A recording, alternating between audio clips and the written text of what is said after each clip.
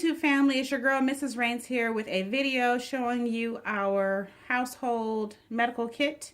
This is something that I put together with the thought in mind of wanting to be able to take care of our family's medical needs, whether it happens on the first floor, the second floor, or the third floor. And I also want to be able to take this with me if we're on road trips or if we're out on a hiking day or something like that. You want something that you can kind of keep in the car or put in the car to go on those little trips in case you have a medical emergency that comes up. Now, of course, this isn't for your major medical emergencies, but this is going to be something that just kind of takes care of those small incidents that you can care for yourself. So in this box is a bunch of medical supplies. There's two tiers to this. The top tier is first aid and the bottom tier is medical. Now, the reason why I chose this container is because it is expandable. I can get more boxes to click on or click in. They all just click with these little clips on the side. And also I got this because, like I said, it is portable. I can carry it with the handle.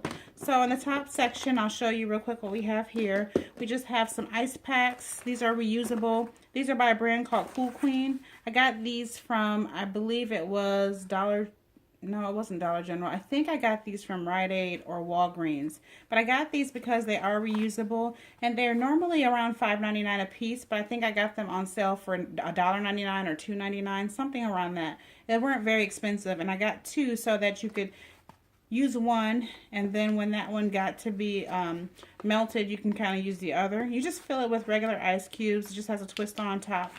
And I like the construction of these because the material is heavy duty enough that they don't sweat through. I also have some cotton balls here. There's just a little Ziploc bag with some gloves and some gauze. This is like some ointment for a cut or a scrape. We also do use Neosporin, but that's someplace floating around the house. We keep that out where the kids can get to it if they have an incident and one of us is not here. But then there's also a 100-pack of Band-Aids. This comes from the Dollar General, I believe. No, Dollar Tree. If you see a short brand, it's Dollar Tree. And I also got this from Dollar Tree. And the reason why I picked these things up from Dollar Tree is because my youngest used to like to go through Band-Aids a lot. So we found it was more economical just to get the 100-pack from the dollar store. This I spent $1 on. However, I know that you can get regular hydrogen peroxide for 60 cents or so in the big brown bottle. But I got this because it's a spray bottle. And I like that because it makes it easier to kind of get it directly in the cut or scrape that you're trying to clean. I also have just an ace bandage here and some petroleum jelly. I also have in here this little pill box. I originally got that, I believe, because I was taking like different vitamins and I wanted to remember to take them every day. But I kept that because you never know when you might need one. And they're usually pretty cheap, maybe $1 or $2.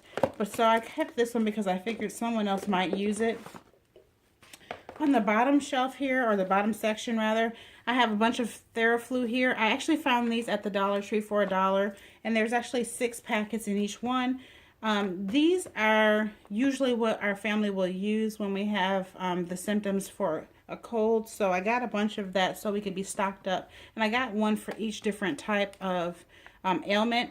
This is actually some lactose intolerant pill medication. The only reason I purchased that was if I have any guests that might need that.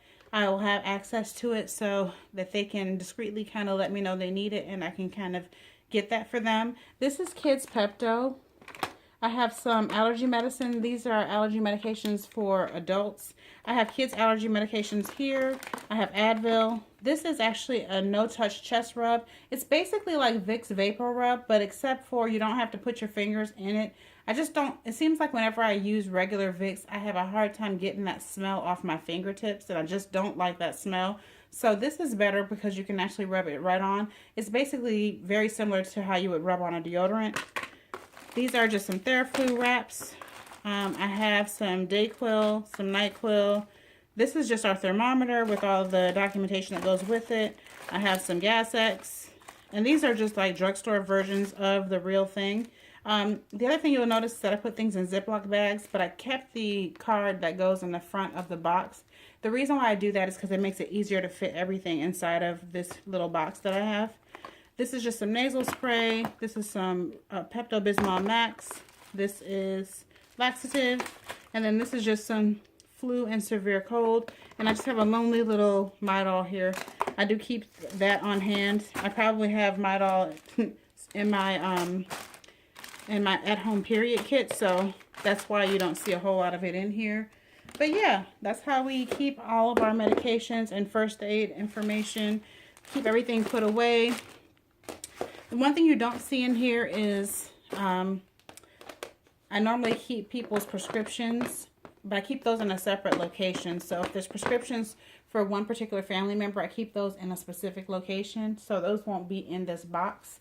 We do keep this box stored away in our master bedroom, and we like to be the ones to administer medication. We don't want our kids self-medicating, obviously. So we keep this kind of put away, and they just come to us when they're not feeling good, and we just kind of go and get the box and get what they need out of it. So I don't recommend this particular type of box. If you've got little ones, they'll be quick to figure out where this is. If you do get this kind of box, you want to keep it up out of their reach, obviously. But yeah, this is a great way for us and our family to keep up with our household medications and needs. I hope you enjoyed this video. I hope this is something that will help you, and that this might be something you consider doing for your family. If you've got a different way of storing medications, please let me know down in the comments. I would really appreciate it, because I really want to dialogue with you on this and just chit chat about the great ways that you guys are taking care of your family's medical needs as well. So put God at the head of all you do, and I'll see you on the next one.